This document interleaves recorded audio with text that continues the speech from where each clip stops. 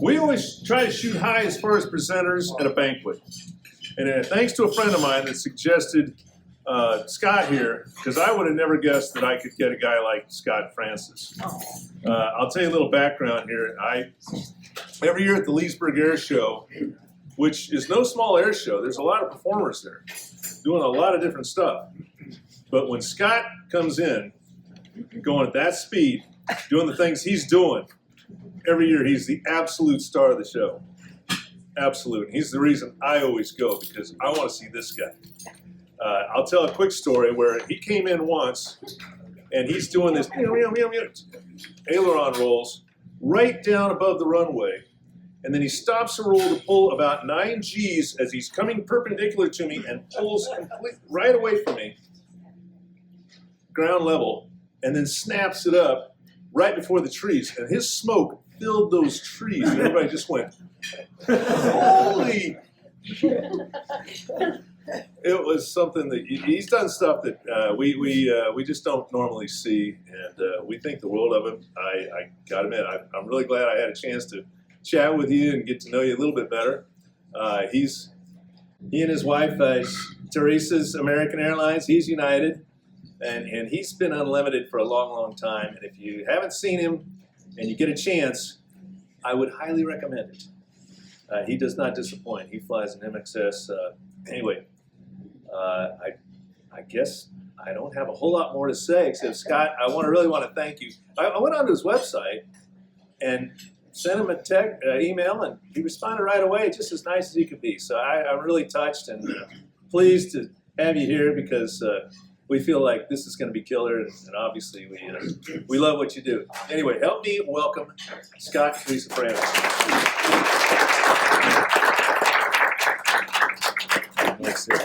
I appreciate it. All right.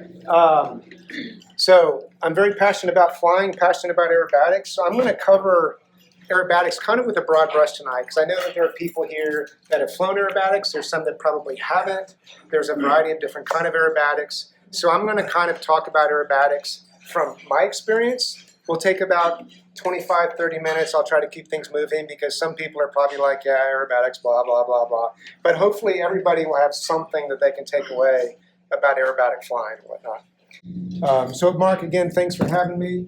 A little bit about me. So I'm from an aviation family. My grandfather was actually an airline pilot. He flew at the end of his career for Braniff Airlines, if y'all remember Braniff. He retired with over 29,000 hours, over 13,000 hours in DC-3s. And that was back in the day before they had noise-canceling headsets, so he was deaf as a doorknob by the time he retired. God bless him. His son, my father, was an experimental test pilot for Beech Aircraft most of his career. So I grew up around airplanes. Amongst many other things he did, he was the chief test pilot on the Beech Starship program, which I could spend hours talking about that. As most of you know, that was one of those good news, bad news kind of stories.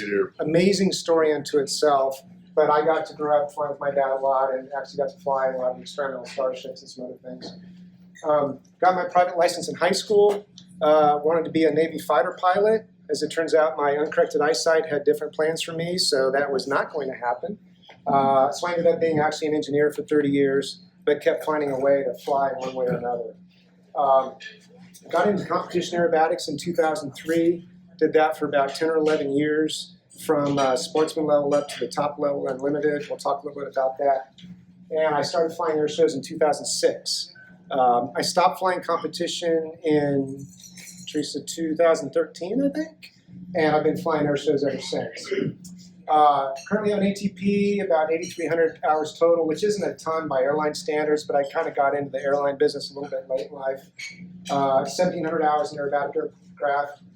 If you care, some probably don't, I'm typed in the Dash 8. I flew for Leidos for a while, doing test flying with some heavily modified Dash 8s. King Air 300, 350, and now the 737 for United. Yeah, who are the Dash 8s for? Surveillance and reconnaissance. Those were all ISR platforms. So instead of 60 seats in back, it was all racks of gear, and there were 4 seats in back. So we developed 9 of those. and had to do all the developmental flight testing and so off and whatnot. Yeah, it was fun. This is for EAA? What are we talking about? That was actually for the Army, believe it or not. Okay. That was an Army program. I own and fly a Beach Baron. My wife and I use that a lot for personal travel and so forth. That's actually my Baron right there that somebody took a picture of. I've got an MXS that I currently fly air shows in. That's actually my third air show and competition airplane. We'll talk about that here in a bit. And I've got a surface level waiver. And the most important thing about surface level aerobatics is you can only tie the record for the lowest flight. Okay, you can't do it. So we'll talk about that as well. Okay, so what we're going to talk about, first of all, what is aerobatics? And you would think that that would be an easy thing to define. As it turns out, it's actually not. It's a little bit of a fuzzy area, and you might not care, except the FAA does, and they get to decide whether you're actually doing aerobatics or not. We'll talk about why to do it, cautions and limitations. There's obviously hazards that go along with flying airplanes like that. Different types of aerobatic aircraft, the type of aerobatic flying. Now, I'm not going to talk much about military aerobatics, mostly because I didn't do it, but we'll talk about it from a GA standpoint. So mostly just casual aerobatics, competition aerobatics, and airshow flying, which is kind of the path that I took. We'll talk about G-forces, which is part of the fun of it, and then we'll have a Q&A session, and if everybody is shy, I've got my own questions for myself, but if you have questions, that's fine too. The worst thing you can do is get a presentation, and you get in the Q&A, and it's crickets, right? So we'll guard against that. All right, so what is aerobatics? So the FAA defines it as an intentional maneuver involving an abrupt change in aircraft's attitude, abnormal attitude, or abnormal acceleration not necessary for a normal flight. Well, what's necessary for a normal flight? Well, whatever the FAA says it is, right? And so you got to be careful about that because I've actually had a couple of occasions where the FAA suggested that I was doing aerobatics in the pattern when I claimed I was not. Well, now you're arguing gray areas. Were you doing it or were you not? Well, you don't want to be on the losing end of that debate. Some people think that more than 30 degrees pitch up or down or 60 degrees of bank is acro. It's actually not. That's actually the standard for wearing a parachute in an aircraft. So the only point I want to convey is if you get into aerobatics, and not that the airplane cares, but the FAA, if they accuse you of doing aerobatics someplace you shouldn't, it's a difficult thing to defend against because it's not something that's precisely defined. All right, so why do it? I mean, like it's not obvious, right? The main thing is it's challenging, all right? So for those that like adrenaline, that like a challenge when it comes to flying, that want to do something more than just flying straight level, it's very challenging. It's fun, okay? For me, I get the biggest shot of adrenaline, even to this day, and I've been doing it a long time, flying acro. It makes you a better pilot. So as pilots, we're all familiar, I think, with the standard VG diagram. And I'm not going to get all geeky about this, but about load factors versus speed. And every airplane has a defined envelope, right? Where if you go faster than a limit airspeed, big parts start to fall off. That's bad. If you pull more than a positive G limit or negative G limit, parts start to fall off. So we, as normal GA pilots, we live in a fairly limited portion of this realm. Similar kind of argument can be made for attitudes, right? We generally don't see more than 50, 60 degrees of bank, not more than maybe 10 or 20 degrees of pitch. Well, when you fly acro, first of all, aerobatic airplanes have a much larger envelope, and you're going to experience every corner of it. And when it comes to attitudes, you're going to see every conceivable attitude. So it makes you a better pilot, right? So the first time that you're inverted in an airplane or spinning an airplane, if you've been there many times before, you're not going to be shocked by it. And the last reason is fun. And I get it, it's redundant, but it really is just a lot of fun. That's the main reason to do it. Okay, so it's not without hazards, right? So what are the cautions when it comes to flying acro? The main thing that I can try to convey on you that for you that want to get into aerobatics is don't try to teach yourself. When you learn certain fundamentals like how to recover from upright spins, inverted spins, flat spins, and so forth, then you can broaden your repertoire of aerobatics. But when you're learning aerobatics from the get-go, you will get yourself into certain situations that you don't know how to get yourself out of. So if I can convey anything, it's don't teach yourself, at least at first. Learn the fundamentals, learn how to recover from unusual attitudes. All right, there's some hazards associated with it. One is obviously aircraft under stress due to exceeding the narrow exceed speed or the max G limits. Aerobatic airplanes tend to have larger limits than normal GA airplanes, but they're not infinite, right? So every airplane's going to have a limit, and you've got to respect it. I've given a lot of initial aerobatic rides to pilots. Pilots are the worst. You can actually teach a non-pilot to roll an airplane much easier than you can teach a pilot, and I don't know why that is. So a non-pilot, you can take them up and say, okay, here's what you're gonna do. I want you to pitch the nose up, throw the stick over, roll it through, and be done with that. And they'll be like, okay, and they'll just do it. A pilot, for reasons that I've never understood, will pitch the nose up, roll inverted, and just completely lose their mind. They'll dial out the roll, they'll split us out of it. And if you're in an airplane where the speed, the V&E and the G limits are such that you won't overstress it, you'll survive that. But a lot of airplanes, even aerobatic airplanes, some of them, don't have real high G limits and whatnot. So it's really important that you get some training. Okay. Loss of consciousness due to high G forces. As you fly more and more aerobatics, your natural G tolerance will get more. My baseline G tolerance is actually not that high, and yet in my show now I pull 12 Gs and push 6. And that sounds amazing. It's not a Superman kind of thing. As you get more and more exposure to it, and I cannot explain the biology and the physiology, but your baseline tolerance to Gs just goes up. So I hear a lot of people tell me that, well, I could never do it because I'm going to get nauseous or I'm going to pass out because of Gs. You probably will. But over time, with repeated exposure, you just get better. So I guarantee anybody can do it. Loss of control, that's pretty self-evident. This one's an important one. Misjudging altitude required to recover from a maneuver. And I'm going to show you a little video to show you where one of the best aerobatic pilots in the world, flying one of the most amazing aircraft in the world, still messed that up, okay? And so, I joked about you can only tie the record for the lowest flight. Well, the important thing is, that part's obvious, but the important thing is when you're doing aerobatics, if you're learning it, start high, altitude's your friend, but as you work your way down towards surface level aerobatics, the single most important thing is understanding that when you point the nose of that airplane down, straight towards the ground, you're committed. Rolling's not going to help anymore. You've got to have a looping radius that's going to finish it, and I'm going to show you one that didn't. So as you get lower and lower with aerobatics, it's just super important to realize that pointing that nose straight down is probably one of the most hazardous things you can do. Because now physics might tell you that you're not going to finish that maneuver, and you think, well, I'll pull more. Pulling more makes it worse, okay? There's a certain looping radius, and if you've set yourself up where the laws of physics say you're not going to finish that, you're not going to finish it. We'll see that here in a minute. Okay, and loss of situational awareness. So just to not pick on this particular pilot, but just to show somebody having a bad day, some of you may be aware of a Thunderbird crash at Mountain Home Air Force Base in 2003. This is the solo aerobatic pilot, and again, I'm not picking on him. And by the way, when you see this video, it's fairly horrific. Nobody was hurt and nobody was killed. Okay, it all ended well. But you've got an exceptionally qualified pilot flying an exceptionally high-performance airplane, and yet the laws of physics aren't violated for anybody. So what this solo pilot was supposed to do is the diamond's already airborne, solo pilot takes off, and he does what's called a reverse Cuban.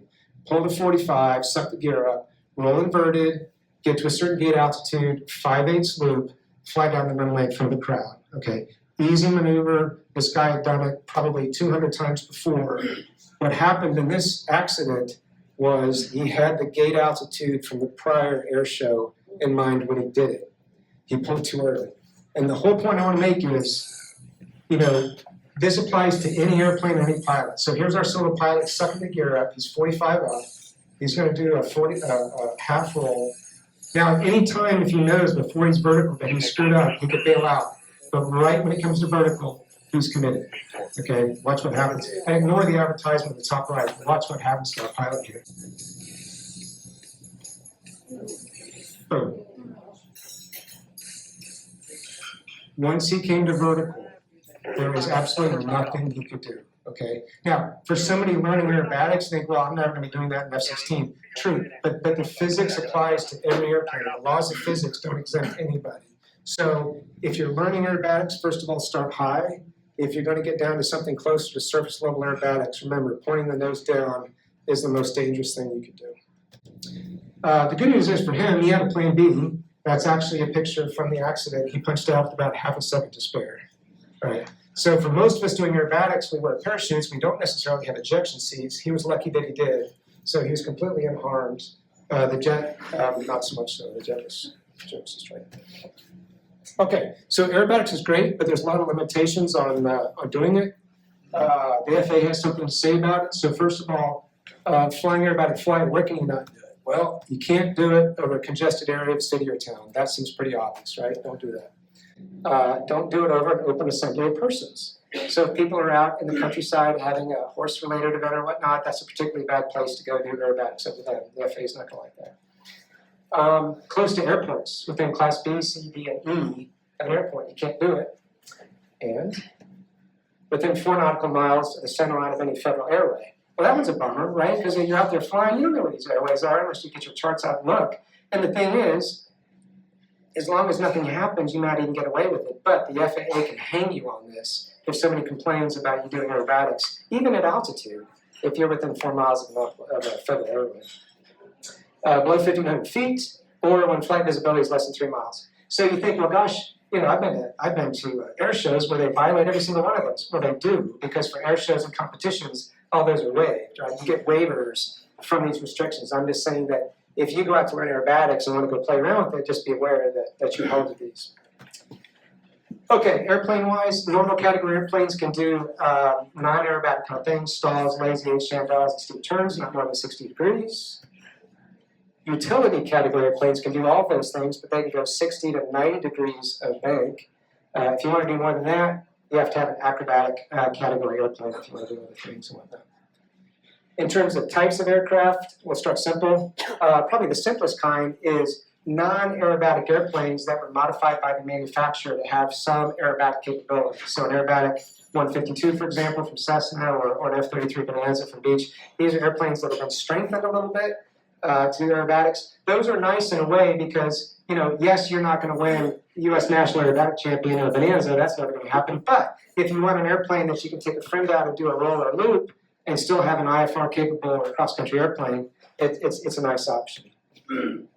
To focus on airplanes that are more aerobatics focused, you know, Cubs and super decathlons and whatnot are a great way to learn aerobatics because things happen slower than they do in the higher performance airplanes.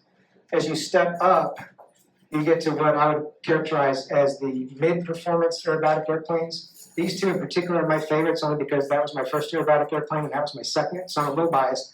But the fabric-covered, you know, Pitts variety airplanes and the lower-powered carbon fiber airplanes are actually a nice ability to get up to higher-level competition without spending a ton of money. Okay, but if you're so inclined and if you are completely absent of any sense of normality and conservatism, you can go up to high-performance aerobatic airplanes. The upper left one is my personal favorite, the MXS. That's mine. All carbon fiber, plus and minus 14 G wing, and a ton of power. For those of you that are interested, you know, this is EAA. So an MXS, for example, 360 horsepower, 1,178 pounds. So the thrust-to-weight ratio is tremendous. But all of the highly competitive airplanes today are all of the generally the carbon fiber monoplane ilk. Carbon fiber is magic material. Okay, so for types, and by the way, am I going too fast for everybody? I'm trying to hit a lot of stuff. Is everybody with me? What are the other models? This is a Sukhoi, Russian-made Sukhoi. This is an Extra 300, German-made, and this is an Edge 540.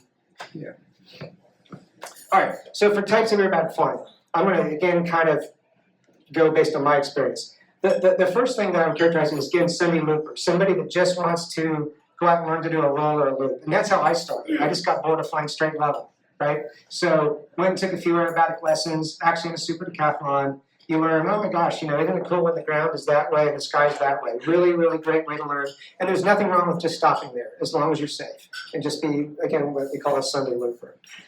The next step for GA aerobatics is competition. I have a grand total of 1 slide on this. I could spend 3 hours talking about competition. The essence of it is flying an airplane in a very limited box, limited both laterally and vertically, in front of a bunch of judges that will tell you just how much you suck. But the nice thing about it is you get all sorts of feedback, and there's 5 competition levels. You can actually start at what's called primary, where the bottom of the box is relatively high, you're probably not going to kill yourself. You'll get a lot of feedback, and the emphasis on competition aerobatics is precision, okay, learning to fly very precisely. Not everybody that gets into airshow flying comes through the competition ranks, but most people do, okay? Patty Wagstaff, Mike Gillian, Rob Holland, the now late Rob Holland, unfortunately, came through the competition ranks. The nice thing about it is, if you can fly precisely and safely, then when you get into an airshow environment where you're letting your hair down and doing maneuvers that are a little less constrained, you've got just intimate control of the airplane, and that came, for most people from spending years flying in front of judges in the box environment. So for those that are so inclined, I highly recommend it. IAC, the International Aerobatic Club, is actually part of EAA, so some of you are probably familiar with it. Again, I could probably talk for hours about competition, but we don't have that kind of time. Okay, the next level for some that are so inclined, again, is air shows. A few people I know of skip the competition ranks, but not many. It's actually sanctioned by an organization called the International Council of Air Shows that stipulates air show requirements in terms of airports and safety requirements and pilot requirements. Again, I'm just going to hit the high points here. When you fly in an air show environment, there are 4 bottom of the box, if you will. When you start, you have a hard deck of 800 feet.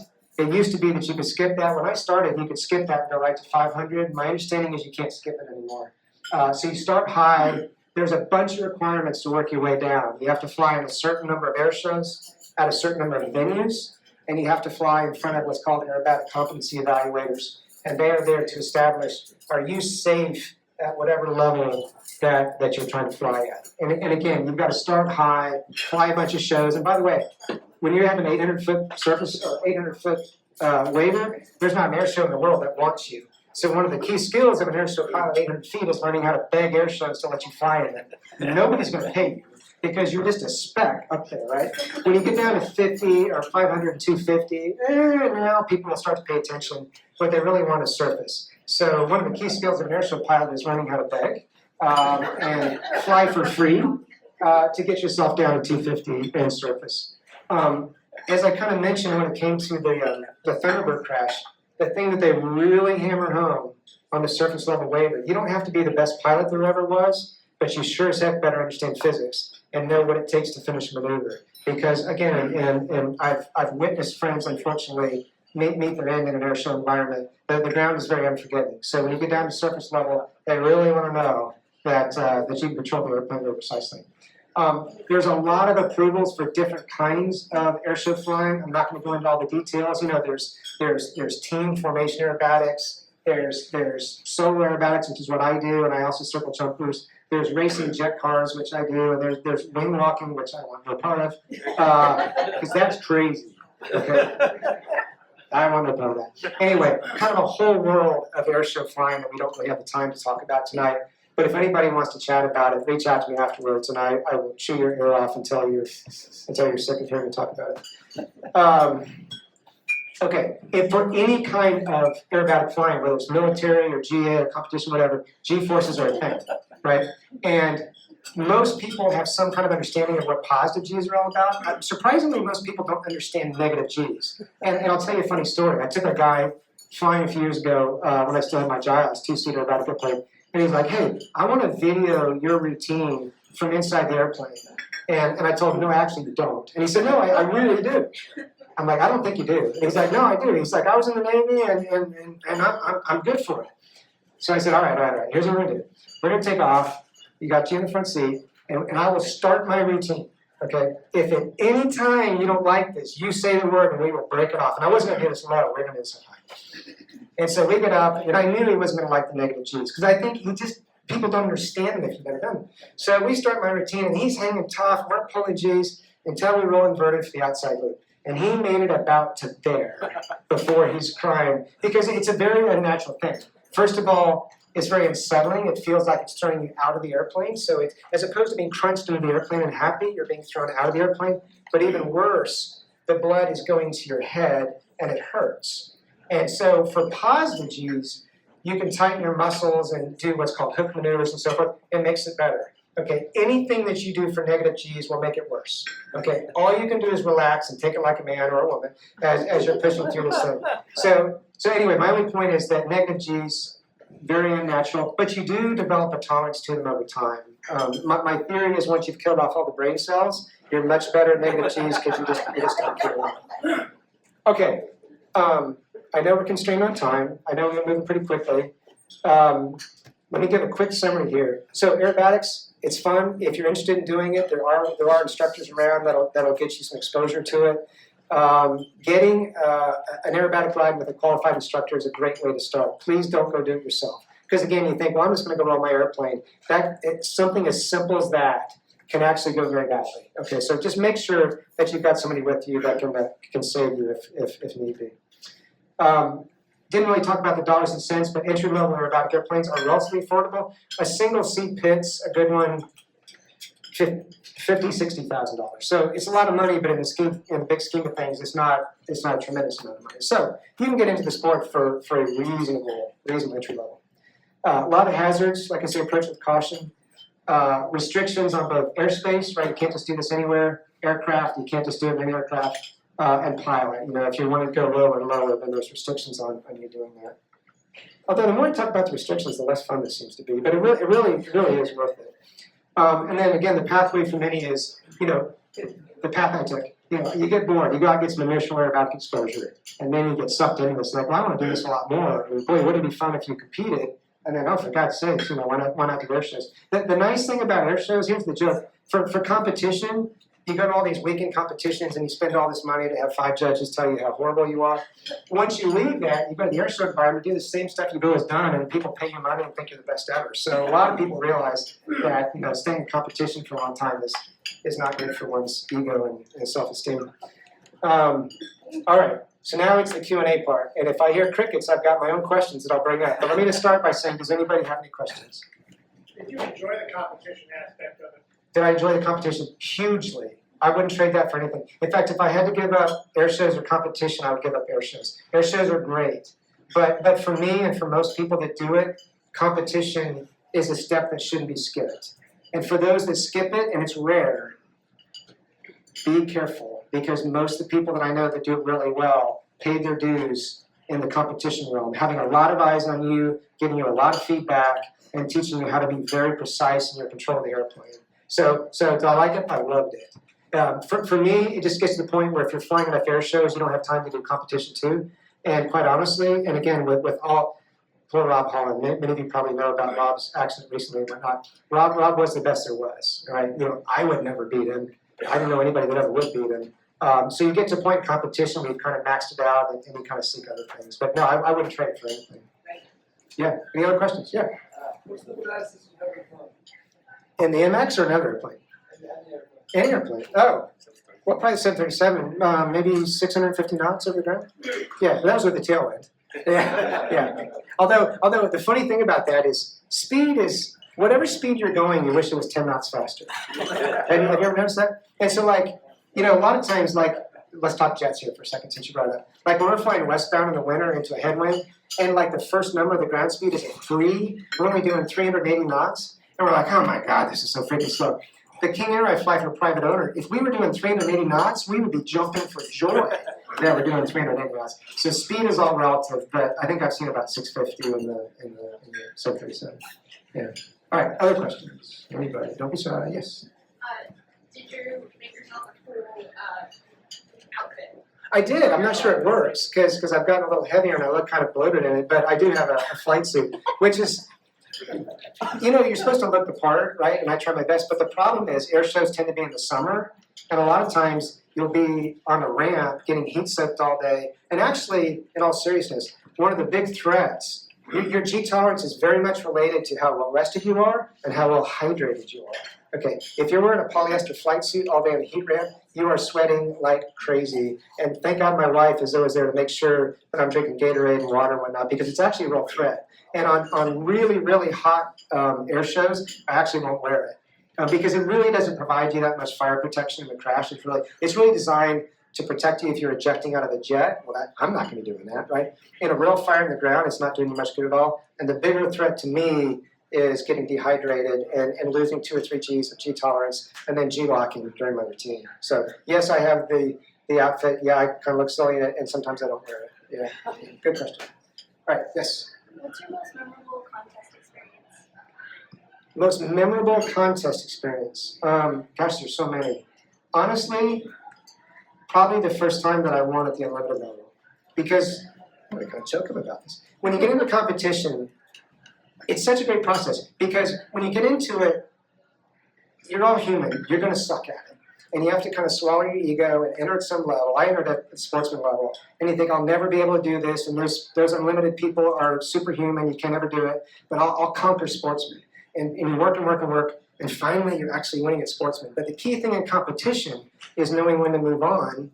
And as you move up to the next level, like intermediate, you're going to be the village idiot again. You are. You're going to suck. You're going to embarrass yourself. You're just like, I cannot believe how bad I am.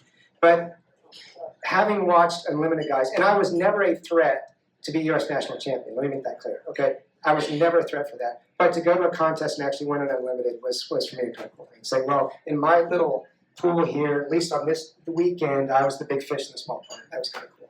So, thanks. All right, other questions? Yes. Any mechanical or structural failures while doing it? Yeah, many actually. Actually, I hit a bird, Oh, big one. a big one. In fact, it almost took the entire wing off. Oh. I hit. It was actually the flying circus. I hit a turkey vulture, and I wasn't going full speed. Thank goodness. I was probably only doing about 230 knots, 240. Whereas when I'm diving in, I'm doing like 280, 290. And I was just getting ready to do a high alpha, so I'd slowed down quite a bit. All I saw was a flash bang. It went through the leading edge of the left wing. I say the left wing. The MX, there is no left wing. It's a wing. It's a single piece wing, right? But it hit the left part of that wing, crushed the spar. So the spar in an MX is a box carbon fiber spar that is ridiculously strong in the vertical direction. It's a 14 G wing plus or minus with an ultimate load of 20 Gs. It's not designed to take a bowling ball from the side. So I hit that bird, crushed the spar. The designer of the wing, when he saw the damage, he doesn't know how the wing stayed on. Obviously, it was still a 1G wing at that point. He absolutely swears there's no way it was a 2G wing. So I broke off the performance and landed, right? He said if I had G'd it up at all, that wing's coming off.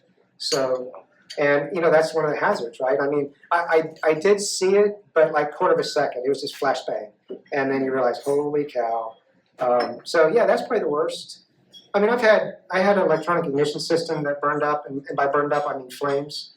But no, not a lot of most of the high risk items in my airship career have probably been self-induced.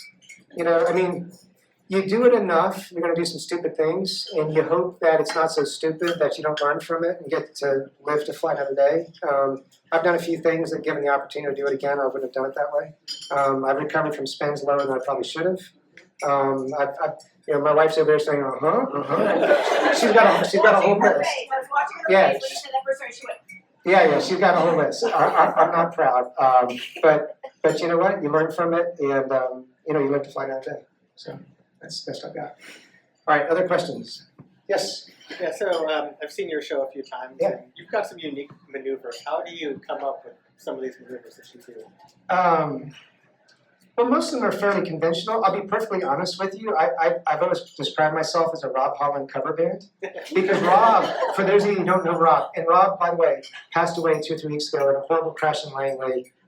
That's a whole nother conversation. Rob was phenomenal, okay? I am not a Rob Holland, I'm a Rob Holland wannabe, but some of the maneuvers I do, actually he innovated, and I'm just copying, right? So he was the best I've ever seen, and I'm like, well, that looks pretty cool, I wonder if I can do that. So, you know, I really have never been an aerobatic innovator, just because I've never really had the time to dedicate to it the way Rob has. Rob was an innovator. Yeah, I copy some of the things he did. Some of the things he did, I still have no idea how he did it. Yeah, his little frisbee thing. Yeah. I don't know. I don't know. I wiggle things and push things, and it doesn't do that. So I don't know how he did that. Yeah. Okay, other questions? Yeah, Mark. Can you make a living doing this? Can you make a living doing this? It's very difficult. So I do get paid to fly air shows. You generally don't get paid much until you're surface level. So the standard package, and I won't bore you all with the details, when you fly a show, when a show comes to you and says, hey Scott, I want you to fly a show, there's a standard care package, if you will, that is hotel, hangar, fuel, smoke oil, engine oil, all that. That's going to be provided to everybody. That's the standard care package. And then your appearance fee. And your appearance fee depends on who you are and how popular you are. Okay. Even those that are really popular can't make a living off of appearance fees. So to make a living off of it, you really need sponsorship.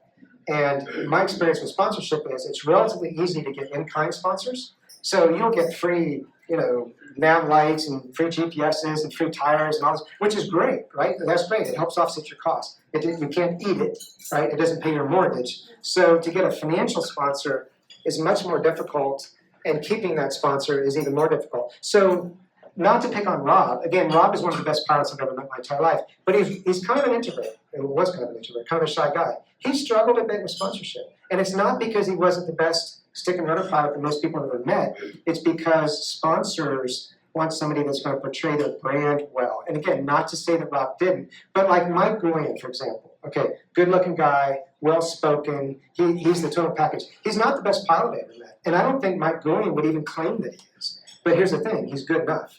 Okay, but he's the total package.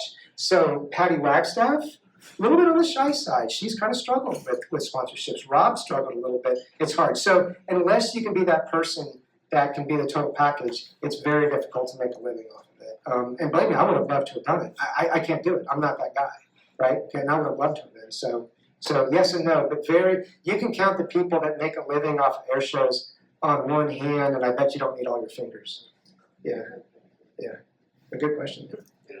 All right, anybody else? Yes? What's the highest number of keys you pulled? So in my show, I do plus 12 and negative 6. The plus 12 doesn't last very long. So what I do in the middle of my routine is I come show left to right, roll in a quarter to knife edge, 12G turn, roll in a quarter to inverted, 6G push. And the reason I do that, every airplane I've ever flown in an air show environment, I try to demonstrate what that airplane does well. A Pitts is completely different from a Giles 202, which in some ways is different than an MX. They just display differently. So I always try to highlight what the airplanes do well. The MX holds speed well, it goes fast, it rolls fast, and under high angle of attack, it holds speed well. So if you can come fast left to right, literally do this very tight turn in front of the crowd, and then push to vertical, most people have never seen an airplane do anything like that. Okay, and you wouldn't want to do something like that in a pit, so you'll rip the wings right off of it. But for me, I like it because the positive G, people are like, well, don't you need a G suit for 12 Gs? Well, fighter pilots wear G suits because their G exposure lasts for a long time, right? They can light the burner and hold a 9G turn for a minute. Okay, you're not going to do that in that airplane. So for 3 or 4 seconds of 12G turn, you can gut your way through that. Yeah. Does that help? Okay, cool. Yes? So, what is like surface level? Is it a foot? Is it 5 feet? No, it's 0. Is it? But how? But I Well, guess all it my means brain is- doesn't. When you get a surface level aerobatic waiver, it means you can fly as low as you want. Now, physics says you can't. Right. Right, it just means that nobody from the FAA can come to you and say that you violated a rule. You didn't violate any rule, you can go as low as you want.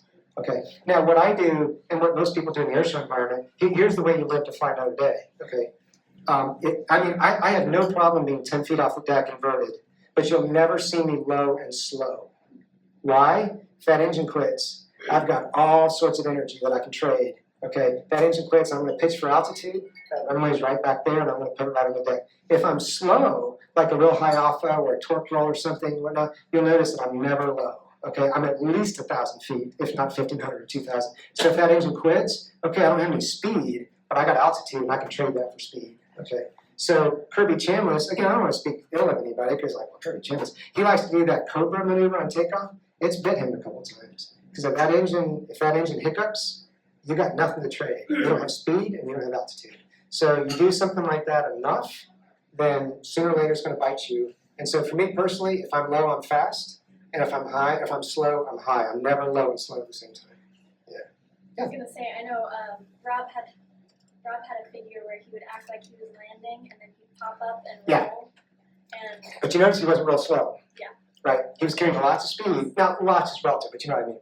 Right? He wasn't on the edge of a stall trying to roll over the runway. He'd carry a lot of speed, do a wheel landing, which means he's still moving pretty good, pop it up, do a roll, and land it. That can be done safely because you're just not that slow.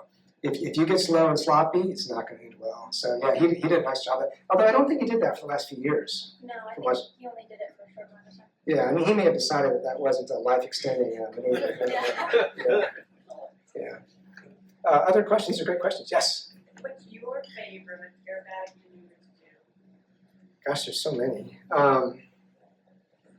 I like the 12G turn just because it's just so cool, and most people don't do it. It's because it's unique to the airplane.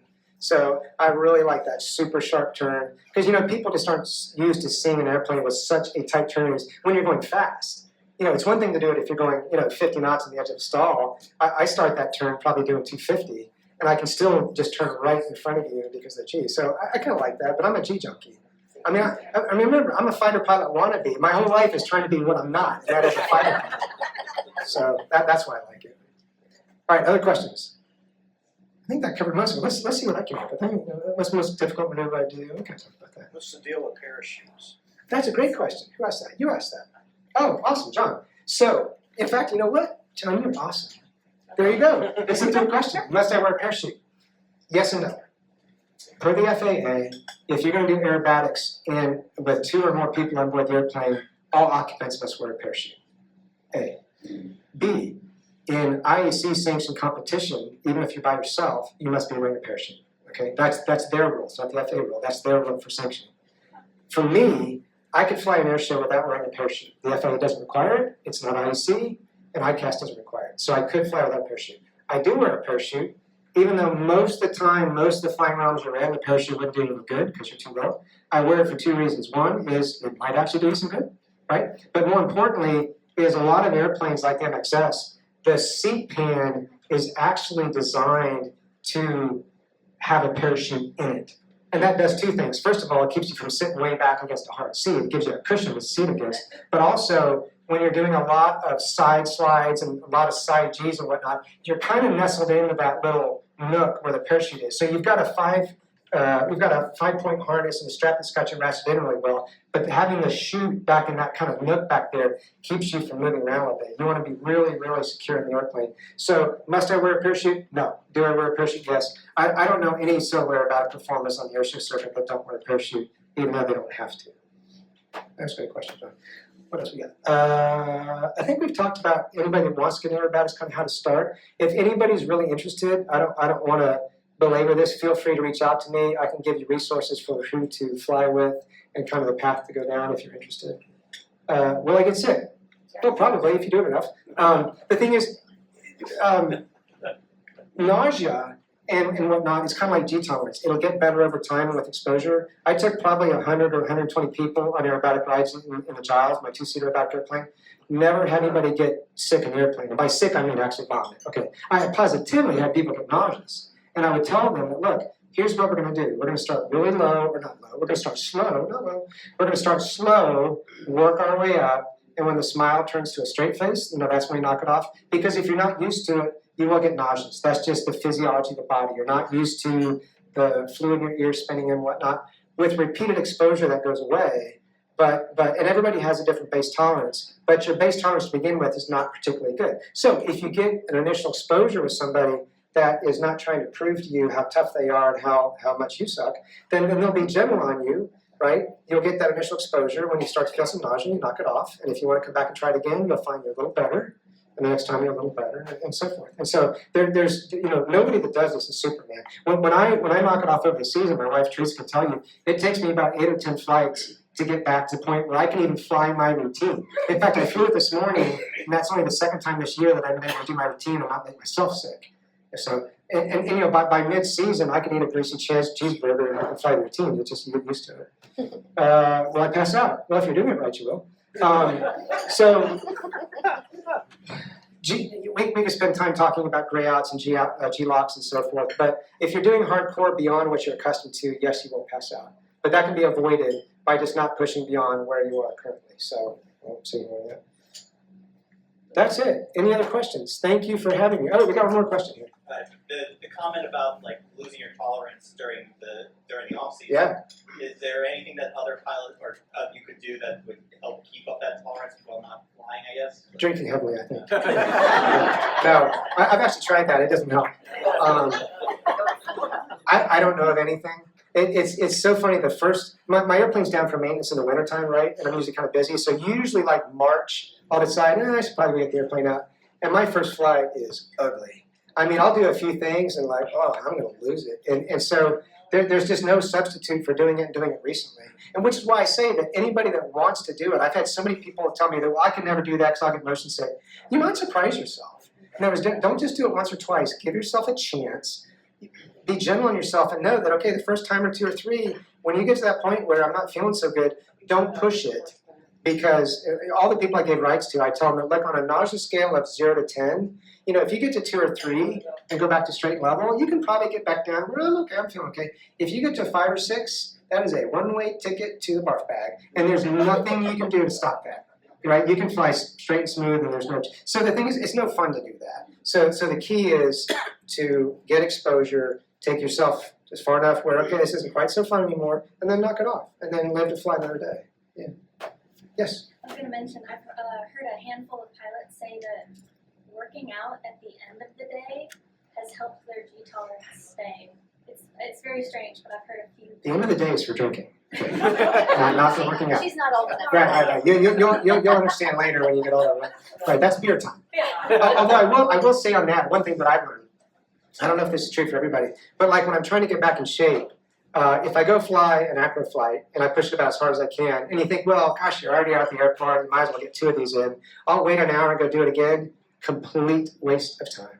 Once I'm tapped out for a day, that is it. There is no reason. Now I could go fly, and okay, I can do a loop or a roll, but if I try to do my routine, I'll get 3 maneuvers into it, and like, this is gonna get ugly quick. So I kind of learned that once I'm tapped for a day, that's it. Yeah. But anyway, as far as the working out goes, I mean, in all seriousness, I don't know. I have a comment. She has a comment. So Oh, hold on. So first of all, back to the 0, the reason I laughed, I was not laughing at you at the 0, because he says you can do anything once. So when he says 0, we know splat, right? Yeah. So that's why I laughed, so, I didn't mean any disrespect there. But the one thing I did wanna say, while he's talking about all this, I do have to tell on him a little bit. So see this picture that he has up here, I can't resist. Can you cut the mic off? I can't resist because when you look at that picture with his head upside down in the airplane, there's hope for all of you all. You know why? He's afraid of heights. Totally. He will not tell you that. Yeah, 100%. Don't put him up on a ladder. So I had to tattle a little bit. So there's hope, folks. Yeah. All right. Yes. Where are you based? For United? No, Oh, well, yeah, sure, both. Oh, well, let's see. I keep the MX at Warrenton. Okay. I keep the Baron at Manassas. And for United, I'm based at Dulles at DCA. DCA, really? Yeah. It's not as bad as you think. Yeah, it is. No, it actually isn't. No, we fly into Key West. Key West is 5,000 feet. Oh, yeah, it is. Oh, Yeah. This is terrible, you're right. Yeah. Yeah. DCA does pretty often. DC is like 7,000, 65, 7,000. It's not so bad. So. Just gotta hope the brakes work. Thank you. All right, other questions? Yes. Where do you fly for United? 737.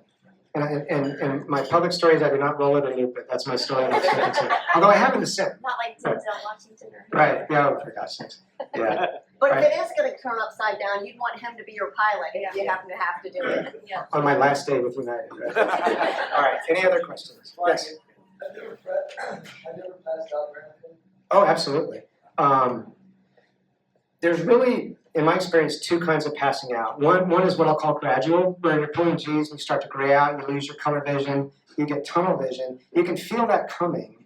And 2 things about that. One is if you push a little bit far and you actually lose consciousness, when you naturally relax, it comes back pretty quick. And in an air show environment, if you happen to be tired, dehydrated, I'm to the point now where I can tell my G tolerance is compromised. And so I'll just back it off a little bit. And Johnny Corndog Eater out in the crowd doesn't know any difference anyway, so I'll just back it off a little bit. But the other thing that I just want to touch on is G-lock, which is really a different animal, G-induced loss of consciousness. I'm not a doctor, I can't explain the physiology, but G-lock hits with no warning whatsoever. You just wake up in a dreamlike state and wonder what the heck happened. And I have been in the airplane alone before, where I've woken up on a 45 down line. And what's weird is, like in my experience, you don't come totally back. Like in the airplane I was in, my right arm and right hand was paralyzed. I couldn't move it. I could grab the stick with my left hand, take it away from my right hand, and recover the maneuver, I don't understand the physiology. But what I have found for me personally is dehydration is the big one. Don't be dehydrated. Because if you have a high G onset rate and you're dehydrated, you'll feel like you're going to pass out. You're not going to feel that. You're just gone. You just blink off. So that's really to be avoided. So you don't want to fly acro when you're tired and dehydrated. In an air show environment, that's a big deal because there's a lot of like evening functions that you want to be a part of.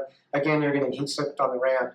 You got to make sure that you're rested and you're hydrated in that environment. If you're going to pull a lot of Gs, I mean, like 4 Gs, 5 Gs, you're not going to see much of that. If you go above 6, 8, you're going to start to see it. Yeah.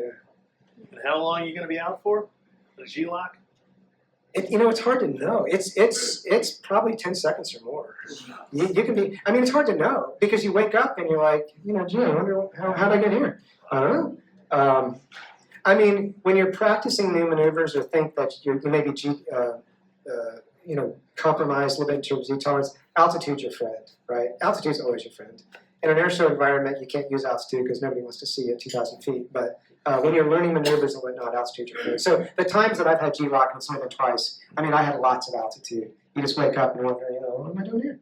So the more normal loss of consciousness, though, where you're graying out and you get the tunnel vision, that's much more normal in my experience. And you can modulate that. In fact, I can hold myself right on the edge there. I can dial it up and dial it back where, okay, I don't have any color vision and I'm in tunnel vision, but I can modulate it where I'm not going to lose it.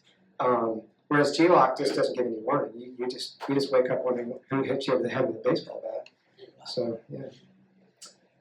Anybody else? Questions? Open cockpit versus canopy? All the aerobatic airplanes he asked about open cockpit versus canopy. All the aerobatic airplanes I've owned have not been open cockpit. I mean, I've flown Stearmans and other things that are open cockpit. Pros and cons, right? I mean, so the closed cockpit airplanes in the summertime is a greenhouse effect. And no, there's no air conditioning in these airplanes whatsoever. So it's hot. It's really hot in there. Open cockpit's going to be cooler, but any high performance airplane, aerobatic airplane's going to have a canopy.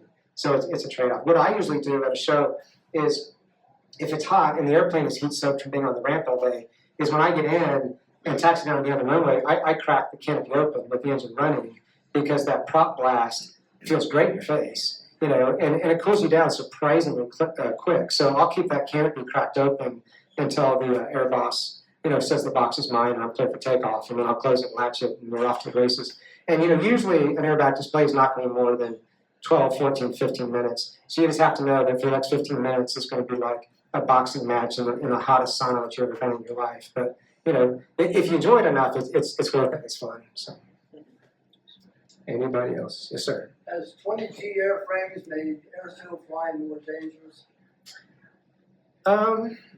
Has 20G airplanes made it more dangerous? I want to say no. I mean, first of all, so the MX has an ultimate load of 20 Gs, right? You cannot pull 20 Gs in the airplane. And what I mean by that isn't that it would be hard or that'd be tough on your body. I literally mean you can't. So I've stalled the airplane at max speed 13 Gs. 13 and a half Gs, the wing does not have enough bite to get 20. You will never get 20 Gs.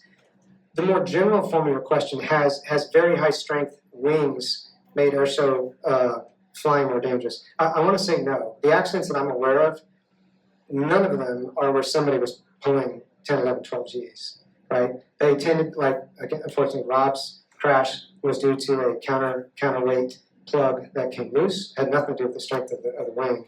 Other friends that I've had that have gotten in accidents, it was basically pilot caused. Got into a low energy state. Again, started to loop without enough altitude to recover. So I think the answer to your question is no. That hasn't inherently made it more dangerous. Has it made it more safer? I think so. Yeah. Because has it made it safer? Yeah, because. The problem is when you fly, if you fly a Pitts biplane in an air show environment, when you get into an air show, let's talk about Atlantic City, right? When you go out over the beach in Atlantic City, there's 750,000 people out on the beach. And you look down there and you think, holy cow, I better make this worth watching, right? In a plane like a Pitts, the stick you're holding on to is a wing removal tool. You can absolutely, positively rip the wing off the airplane. Okay, in an MX you really can't. And in most modern monoplanes, you really can't rip the wing off. So the fact that when you get out there and your ego takes over and you want to impress all these people down there, the mere fact that you can't rip the wing off the airplane, I think probably adds safety. Now, at the same time, it means you can pull more G's and maybe you'll pass out if you're not accustomed to it. But in terms of the safety of the airplane, I think the airplanes are safer. There have definitely been cases where, Pitts aircraft, in other words, have had structural failures at air shows because they're pulling too many G's. Yeah. It's a good question, though. Any other questions? Yes? Do you have to do like a choreography ahead of time so that you leave, you tell them I'm doing these tricks? Yeah, that's a great question. So every air show has an announcer. And you can use that announcer if you wish, or you can bring your own if you wish. I generally use whatever announcer's there. Let's go back to this. If they are familiar with the resting notation, and I won't bore you with it, but in aerobatic competition, this is what's called a resting notation, and you can think about it like a music score, right? This is the way you draw certain maneuvers. For an announcer that's familiar with those, and some are and some aren't, you can give them your arrestee sequence and say, I'm going to fly this, and then you can even annotate this and say, well, this is going to be where my hard turn is, and so forth, and they can announce based on that. If they're not familiar with the resting notation, what I do is I have another script that just describes it kind of in bullet points. So and the key thing is, a really good announcer will build excitement for maneuver before you do it. Because quite honestly, now this group is exempt, but most people at an air show will be like, oh, look at that airplane doing, that airplane's upside down. But if an air show announcer can say, Scott's coming from left to right, 290 knots, watch as he does a 12G turn left, roll left, 6G push, ladies and gentlemen. If it wasn't for an air show announcer sounding excited and building that excitement, it's just some airplane doing, right? Because most people don't know what they're looking at. So it's a great question, and Teresa and I have been to a lot of shows, and an air show announcer can make or break your show. Heck, here's a good story. I flew my hometown show, I'm from Wichita, Kansas. I flew my hometown show, and as I came diving in, the air show announcer used the wrong name. He didn't know what my name was. I'm like, really, dude? You can't even get that right? So, yes, the air show announcer is really important. Yes, we do give them a script. If they're familiar with the resting notation, we give them that. If not, we give bullet points and they go from that. Yeah. Yes? Which category is that? Or is that for an air show? Which category is this? That is unlimited. Yeah. And a resting notation is imperfect because there's certain maneuvers that can't be described in a resting. So tumbles, lunge locks. There is no competition maneuver like a lunge lock. Torque roll, there isn't any. So what I do, and this isn't an example of it, is I have a modified arrestee notation where for maneuvers that can't be described in terms of arrestee, I'll put something close and then I'll just annotate it with words like torque roll. Like there is no competition torque roll. There is no competition tumble, inside, outside. That doesn't exist. And do you have a sequence card when you fly air No. shows? Do I have a sequence card? In competition, I always would because you're flying different sequences all the time. For me, and I think most air show performers, once I lock down my sequence for a season, I fly the exact same sequence every show. Now, I'm going to say exact in air quotes. I can expand it or collapse it, and I also have a low show in case it's a low cloud deck. But fundamentally, I fly the same thing every time, which is really important because you're adjusting to winds, you're adjusting to some of the hardest airports to fly air shows at are the ones that have intersecting runways that are not at 90 degrees, and you're not flying along either one of them. So you can come out of a spin and look down and like, holy crap, I don't even know which way I'm supposed to go. Now, airports that have one big long runway, easy peasy, right? Keep going up and down the runway. But there's some that don't. And we fly in there, I guess it's time to go. G-Lock. Yeah, right. We fly a show in Maine that's like that. There's two intersecting runways, they're not 90 degrees to one another, and the air show line is not aligned with either one of them. And you come out of like these snap rolls on a down line and you cover and you're a little bit dizzy and you want to know where to go, believe me, you're going to be looking like, I really don't know. I sure hope this is right. So yeah, but no, I don't use a sequence card just because I've done my sequence so many times that I can just do it in my sleep. Yeah, it's a good question. Any other questions? These are great questions. Yeah, go. Hey, and by the way, I can do this all night. So I'm here as long as y'all. Yeah. Only got till 9 o'clock. All right, go ahead. Do you have to get like specialty insurance? Do I have to get special insurance? Yes. Well, no. Yes and no. So you have to have liability insurance. You do not have to have hull insurance. In fact, we ought to have John speak to this, our local insurance specialist. If you do have hull insurance, it will cost more generally if you're doing competitions and air shows. Which is a little ironic because you could go out and do aerobatics in the airplane, not in that environment, and they charge you less. Maybe you can speak to that, John. But if I fly in this very constrained environment where the FAA is watching you or not, somehow you all charge us more. I don't know why that is. Interestingly, as far as life insurance, which isn't quite the question you asked, but I'll answer it anyway. The question came up recently, can I get life insurance? Actually, I can't.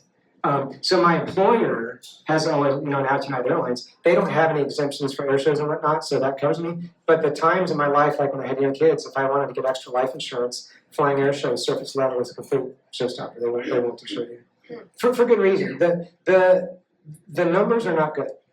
The hazard numbers, I don't blame them a bit, right? They're in the risk business. I don't blame them a bit. If you're flying surface level aerobatics in an airshow environment, good luck getting life insurance. Yeah. Other questions? Anybody? Going once? Going twice? You all have been so fantastic. Thank you all. Thanks for sharing.